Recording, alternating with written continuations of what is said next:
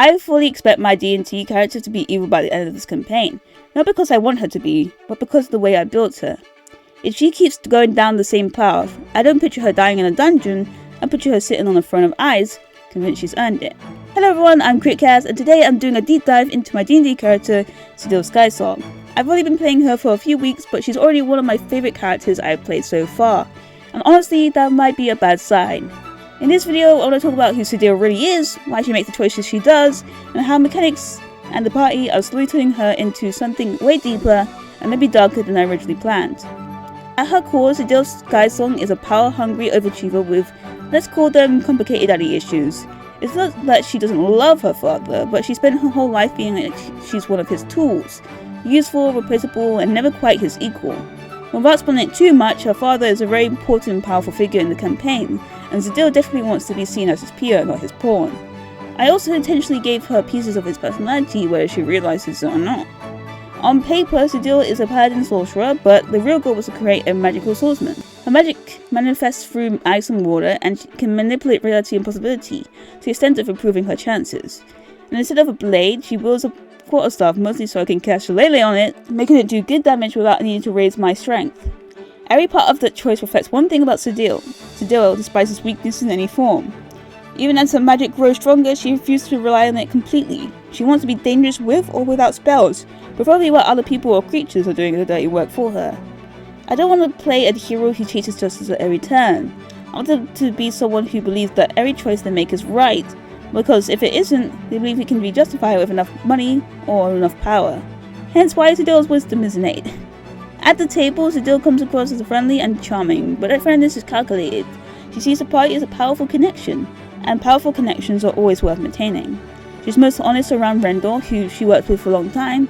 He's proven reliable, predictable, and most important, he hasn't betrayed her. That's enough for her to call it a friendship.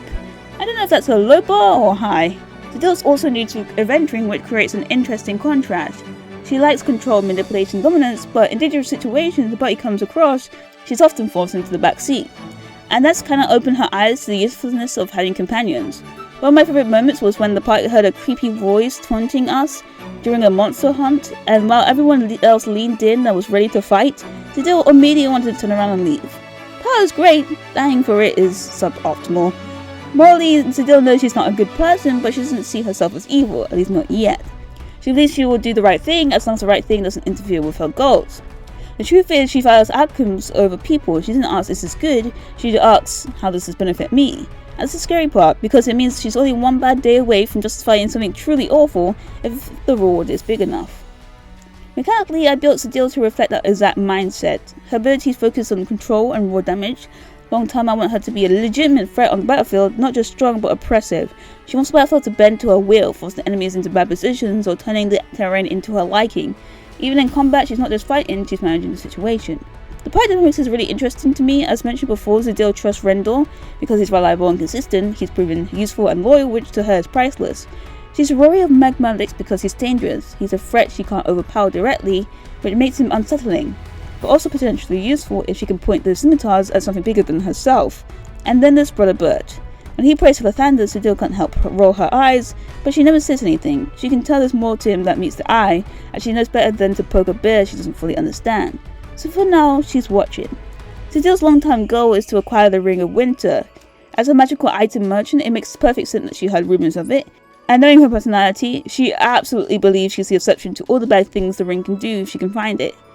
She's arrogant enough to think she can block the ring's influence, and even if it does affect her, she sees that as a small price paid for immortality and power. Sure, becoming a lich is an option, but let's be honest, Zadil likes her good looks way too much for that. Right now, Zadil's standing at a crossroad. I genuinely don't know which version of her is going to win. If she survives the campaign, she won't come out unchanged, but I don't think she's too far gone yet. I think under the right pressure with the right people, she can loosen her grip and power just a touch. Of course, it'll require a lot of D&D angst first. So that's Zadil Skysong right now. She's not a villain yet, she's not a hero either. She's someone who believes power can solve every problem, and that belief is getting harder to challenge. Whether she ends up a tyrant on a throne of ice, a fallen champion, or something in between depends entirely on the choices she makes, and the people around her who are willing to push her back. If you enjoyed this deep dive and want updates as the story continues, consider liking and subscribing. I'll definitely be doing follow-ups as the campaign unfolds. And let me know in the comments, do you think Zadil can pull back from the edge, or is she already too far gone. Also, thank you so much for support on the previous video. I'm hopefully gonna have chapter 2 out by next week, by the latest, maybe like in the 2 weeks time. Thank you for watching. May your dice roll high, the plans go better than mine, and may Umberly not notice your ship. Alright, see you in the next one.